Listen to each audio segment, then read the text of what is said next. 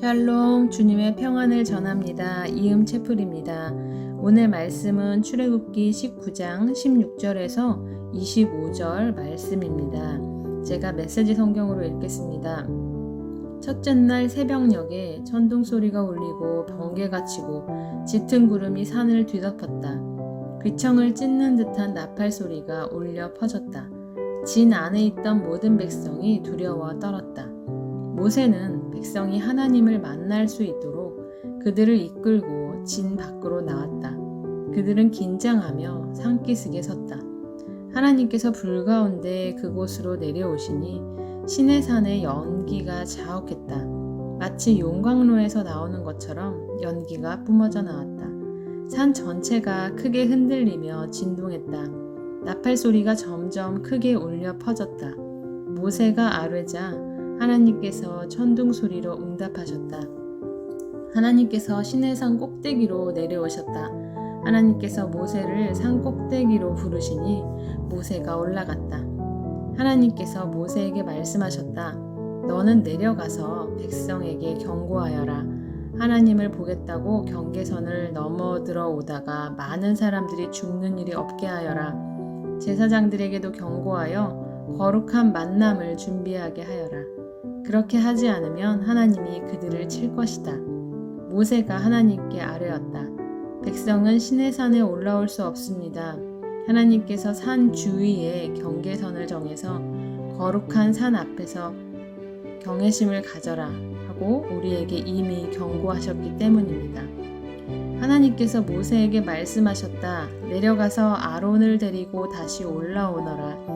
그러나 제사장들과 백성이 경계선을 넘어 하나님에게 올라오는 일이 없게 하여라. 경계선을 넘으면 하나님이 그들을 칠 것이다. 모세가 백성에게 내려가서 그들에게 전했다. 자, 이제 정결을 위한 기간이 끝나자 하나님은 말씀하셨던 것처럼 산 위에 임하셨습니다. 하지만 백성이 본 것은 우레, 또 번개, 또 빽빽한 구름 이런 것들이 전부였습니다. 우리는 하나님을 온전하게 인식할 수는 없습니다. 우리가 잘 아는 것처럼 하나님과 직접 대면하는 것은 인간의 죽음을 의미하기 때문이죠. 이 간접적인 하나님의 임재였음에도 불구하고 이스라엘 백성은 크게 두려워했습니다. 정결함을 갖추긴 했지만 하나님 앞에 서기 위해 그것만으로는 부족했습니다. 이 두려워하는 백성들을 데리고 모세가 산기슭으로 나옵니다. 백성들은 아마도 두려움 속에서 움직이지 못하고 떨고 있었을 것입니다. 모세가 그런 그들을 데리고 하나님 앞에 섰습니다.